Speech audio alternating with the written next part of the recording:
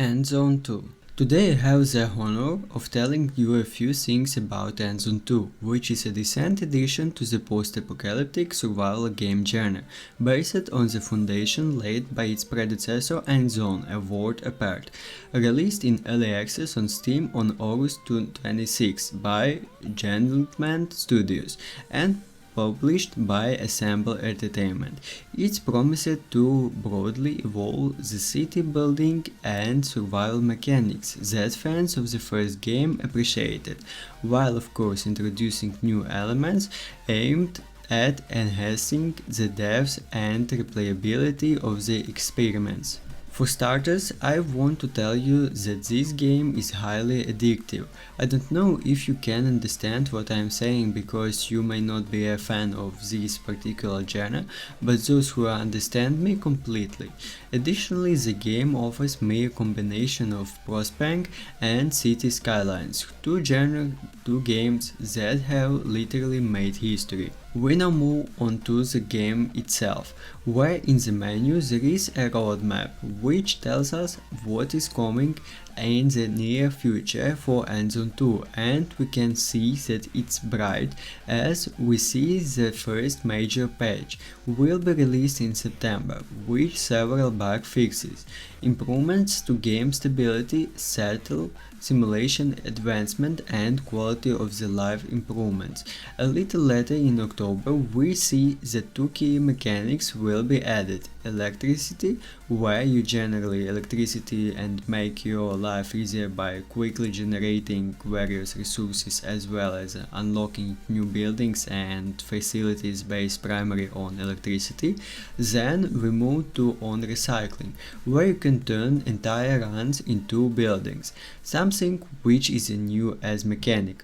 Finally, new side missions and point of interest will be added to the title to enrich the title further, as the game doesn't have scenarios yet. The first new mechanic that anyone who has played the first title can understand is colonization, where you can start your respective session in any territory you want. The game of course suggests you colonize in a specific territory, as it is a tutorial. In the colonies, as we can see, you can set routes between them, as well as you can also expand by building new vehicles and additionally trade some resources to your other colonies, and vice versa, to make your lifestyle easier, because some areas don't have enough trees to make a proper living, for example. Furthermore, a very nice feature is that the map is closed and you open it as you navigate in your vehicle, while various points of interest open up, such as a damaged bridge that settlers suggest you fix. This is also ties in with expansions which have been differentiated unlike the first game, as you can collect various resources with direct interaction when you are out of the vehicle by simply tapping on certain points, such as an abandoned car or an abandoned recycle bin. This has the effect of increasing the realism in the genre. We now move on to building, which is the alpha and omega in a simulation game like this.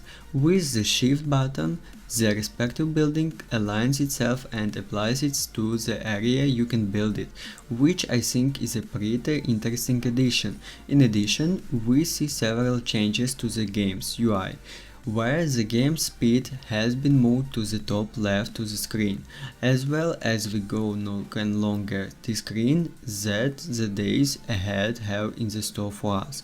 Additionally, you can now also scale, and the variable works by fifths instead of at time, which is very useful. Endzone 2 retains the core gameplay mechanics of the predecessor, focused on the challenge of building and managing a settlement in a harsh, post-apocalyptic world. Players must balance the need to resources such as food, water and building materials, which the contains threats posed by the environment, including radiation, extreme weather and other hazards. One of the most significant improvements in Endzone 2 is the increased depth of resources management. The game introduces more complex supply chains, requiring players to think several steps ahead when planning the infrastructure of their settlement. For example, food production and material wealth extraction now have more players, requiring careful thought about how each system connects to the other. The complexity adds a towering, rewarding layer of strategy, especially for the players who enjoy carefully planning their cities. In addition, the game introduces new challenges in the form of the more dynamic environmental events. In the other news, I want to point out that overall the game is relatively empty compared to the first title in the series, which urges me to tell you to take a look at the first title and reconsider before making any hasty moves until they introduce content that can match its predecessor. Additionally, it's worth noting that the early access version of the game can be quite challenging for new players. The steep learning curve coupled with the unnerving environment discourage those unfamiliar with the genre. The tutorial, while useful, leaves some details unclear, which can lead to frustration in the early stages of the game. This increase in difficulty may need to be balanced out in future updates to make the game more accessible to a wider audience. Visually, Endzone 2 is set up from a predecessor. The game features more detailed environments, which is greater variety of habitats and more realistic depiction of a devastated world. The level of detail in the building and landscapes is impressive, with ruined structures, arches, forests, and running rivers contributing to a bleak but exciting atmosphere.